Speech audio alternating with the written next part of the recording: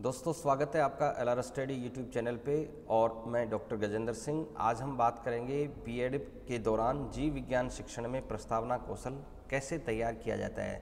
तो बायोलॉजी बहुत ही interested subject है और इस रुचिकर सब्जेक्ट को हम और रुचिकर कैसे बना सकते हैं, आइए आज हम इस टॉपिक के अंदर देखते हैं। तो देखिए, सबसे पहले आप यहाँ देखें, प्रस्तावना कौशल के घटक को हमें देखना सबसे पहले बहुत ज़रूरी है। यानी कि प्रस्तावना कौशल के कौन कौन से ऐसे घटक हैं जिनके आधार पर हम एक अच्छी प्रस्तावना कौशल का निर्माण कर सकते हैं। हमारे अंदर ऐसे कौन से विचार आएँ ताकि हम अपने प्रस्तावना को रुचिकर बनाएं, बच्चों को हम इंटरेक्ट करें, बच्चे उसमें आसानी से रुचि लें और हमारे पूरे लेसन को बच्चे ध्यान से पढ़ें, ध्यान से सुनें और उनमें कुछ व्यवहारगत परिवर्तन आए। तो हम अपने शिक्षण को भी कैसे कुशलतापूर्वक बना सकते हैं, कुशल बना सकते हैं। तो आइए देखते हैं। तो देखिए, प्रस्तावना कौशल का जो सबसे पहला वाला घटक है पूर्व ज्ञान का उपयोग। तो मित्रों, हमें जिस भी कक्षा का लेसन हम बना रहे हैं, प्रस्तावना तैयार कर रहे हैं, तो हमें उस कक्षा से पूर्व का ज्ञान ही विद्यार्थियों का ये मान करके चलना चाहिए। जैसे कि मान लो मैं आज कक्षा 8वीं का अगर कोई चैप्टर बना रहा हूँ, तो हमें ये ध्यान रखना है कि कक्षा 7 तक का ही विद्यार्थियों को पूर्व का ज्ञान है, अर्थात विज्ञान से संबंधित, जीव विज्ञान से संबंधित जो नॉलेज है, बच्चों का जो मेंटल लेवल है, वो केवल कक्षा 7 तक का ही है। तो ऐसे ध्यान में रखते हुए ही हमें अपनी प्रस्तावना कौशल को तैयार करना है। उसके बाद में है उचित युक्तियों एवं साधनों का उपयोग। तो हमें जब प्रस्तावना कौशल हम करेंगे, बच्चों से प्रश्न पूछते हैं या हम बच्चों को चित्र के माध्यम से करते हैं या कोई डायग्राम के माध्यम से करते हैं या फिर कोई मॉडल दिखा के करते हैं, ये सब हमारे युक्ति और साधन हैं। अब हमें उचित युक्ति और साधन का प्रयोग करना है। उचित का मतलब ये है कि हमारा टॉपिक क्या है और उससे रिलेटेड हम क्या युक्ति और साधन अपना सकते हैं। क्या उस टॉपिक के लिए मॉडल अच्छा रहेगा, क्या उस टॉपिक के लिए हमें चार्ट अच्छा रहेगा, क्या उस टॉपिक के लिए हमें कोई प्रैक्टिकल करके दिखाना होगा। तो ये सब चीज़ें जो हैं वो उचित युक्ति एवं साधनों में आती हैं। नेक्स्ट है प्रश्नों में क्रमबद्धता। तो मित्रों, यहाँ ध्यान रखने की बात ज़रूरी है कि जो भी हम अगर प्रश्नों से हम प्रस्तावना कौशल तैयार कर रहे हैं, तो उन प्रश्नों में क्रमबद्धता होनी चाहिए। क्रमबद्धता से तात्पर्य ये है कि एक प्रश्न का उत्तर जैसे आ रहा है, तो उत्तर से ही अगला प्रश्न हमारा शुरू हो या उस उत्तर का अगले प्रश्न में समावेश हो। ठीक है, तो उस जो शब्द हमारे आंसर में विद्यार्थियों ने दिए हैं, उसी से ही कोरिलेट करके हमें करना है। अप्रासंगिक कथन, जो नेक्स्ट टॉपिक है, वो अप्रासंगिक कथन का तात्पर्य मित्रों ये है कि हमें अपने जो विषय है, जो प्रकरण है, उसी से ही रिलेटेड हमें प्रसंग को यहाँ पर दर्शाना है, उससे अलग नहीं। यानी कि जीव विज्ञान हम पढ़ा रहे हैं तो केवल जीव विज्ञान की ही बात करेंगे। हम यहाँ पर जीव विज्ञान से रिलेटेड ही टॉपिक की बात करेंगे। हम क्रिकेट का या फुटबॉल का या अन्य किसी चीज़ का चर्चा इसके अंदर नहीं करेंगे। अब बात आती है प्रस्तावना की अवधि। तो देखें आप, प्रस्तावना की जो अवधि है, विद्वानों ने 5 से 10 मिनट जो माइक्रो टीचिंग की बताई है वही है।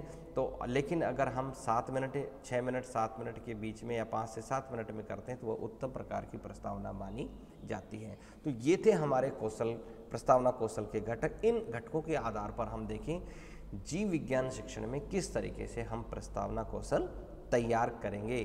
तो देखो, जैसे सबसे पहले ये ब्लैक बोर्ड पर हम लिखेंगे प्रस्तावना कौशल। तो मित्रों, एक चीज़ मैं यहाँ बताना चाहूँगा, मैं आपको यहाँ 2 चीज़ समझाने का प्रयास कर रहा हूँ। एक तो ये कि हमें डायरी किस तरह से तैयार करनी है, और दूसरी ये है कि हाउ टू टीच, हम how to introduce in the class of our topic. तो हम अपने टॉपिक को कक्षा के अंदर किस तरह से इंट्रोड्यूस करेंगे, उसकी प्रस्तावना कैसे तैयार करेंगे। तो दोनों चीज़ें आप इसके अंदर समझेंगे। तो ये शामपट पूर्तियाँ हैं, जैसे हम डायरी में भी तैयार करनी है और शामपट पर भी लिखनी होती है। तो जैसे यहाँ पर दिनांक है तो यहाँ हमें दिनांक लिखना है। विषय हमारा जीव विज्ञान है तो यहाँ जीव विज्ञान लिखेंगे। कालांश हम प्रथम फर्स्ट कालांश ले रहे हैं तो हमें ये यहाँ पर लिखना है। अनुक्रमांक जो हमारे एक शिक्षक, छात्र, अध्यापक के, वो वहाँ पर लिखना है। और प्रकरण जो आज हमने लिया है वो है जंतु कोशिका। इसका मतलब क्या है कि जो प्रकरण हम यहाँ लिख रहे हैं, ये जब हम उद्देश्य कथन बोलेंगे तो उस उद्देश्य कथन के बाद ही यहाँ पर लिखना है। विशेष रूप से इस बात का आप यहाँ पर ध्यान रखेंगे। तो ये विशेष ध्यान आपको रखने की। और प्रस्तावना की जो अवधि है, समयावधि है, वो 5 से 10 मिनट है।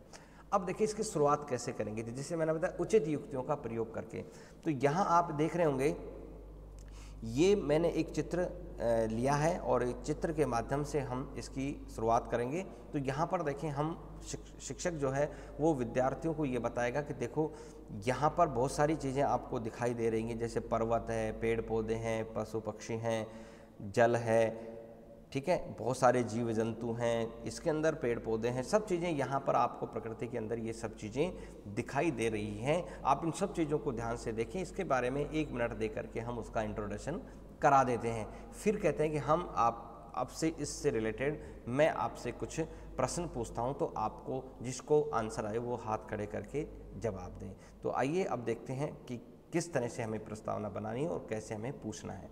तो देखिए यहाँ पर ये प्रस्तावना कौशल की ये जो श्यामपट्ट पूर्ति हमने कर दी। यहाँ हमें एक फॉर्मेट बनाना है। ये देखिए इस तरह से हमारा ये फॉर्मेट, एक क्रम संख्या, ये छात्र अध्यापक क्रिया, ये विद्यार्थी क्रिया। अब यहाँ पर देखें पहला प्रश्न हम बच्चों से पूछेंगे। ये चूँकि हमने चित्र दिखा दिया, सब बता दिया कि हम इसमें क्या क्या चीज़ें हैं। अब प्रश्न हमारा शुरू होता है, भौतिक जगत को कितनी इकाइयों में बांटा गया है। ये पूरी कक्षा से हम ये प्रश्न की एक कौशल की जो है एक बहुत अच्छी बात होती है कि किस तरह से हमें प्रश्न है, प्रश्न कौशल में इसके बारे में बताएंगे।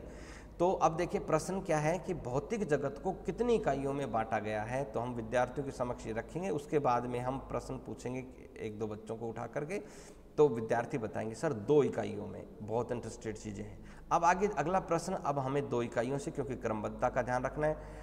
2 इकाई कौन कौन सी हैं, तो वो 2 इकाई हैं, उनके नाम बताइए कौन कौन सी है। तो यहाँ पर बताएंगे सजीव और निर्जीव। तो 2 इकाई कौन कौन सी हैं, सजीव, कुछ सजीव होते हैं, कुछ निर्जीव, ये जो हमारे भौतिक जगत की बात है। अब यहाँ पर अगला प्रश्न हमारा सजीव और निर्जीव से ही इनमें से लेना है हमें।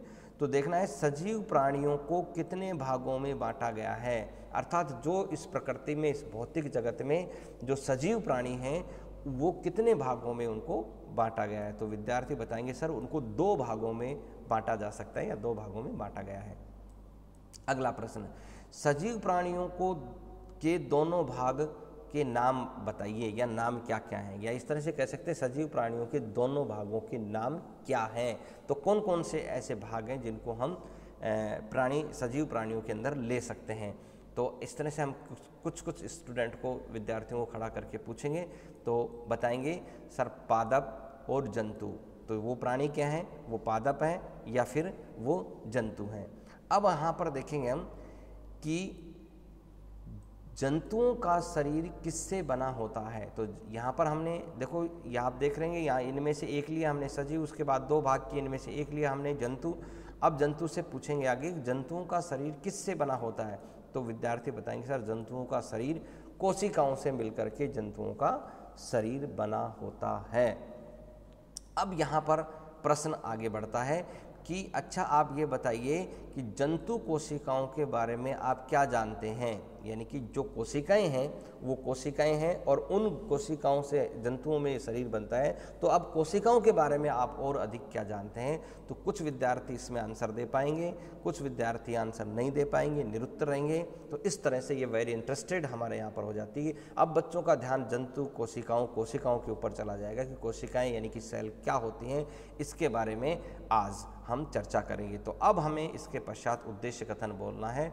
उद्देश्य कथन में हम लिखेंगे, अच्छा विद्यार्थियों आज हम जंतु कोशिका के बारे में विस्तार पूर्वक अध्ययन करेंगे। तो ये नोटिफाइड हमें करना है बच्चों को, बिल्कुल स्टेटमेंट ऑफ ये एम बता देना है हमें कि अच्छा विद्यार्थियों आज हम जंतु कोशिका के बारे में अध्ययन करेंगे। और आपको यहाँ पर ब्लैक बोर्ड पर ये चीज़ें यहाँ पर जंतु कोशिका लिख देना है और उसके पश्चात आप इसको अंडरलाइन कर देना है। तो दोनों चीज़ें यहाँ पर आपकी हो गई।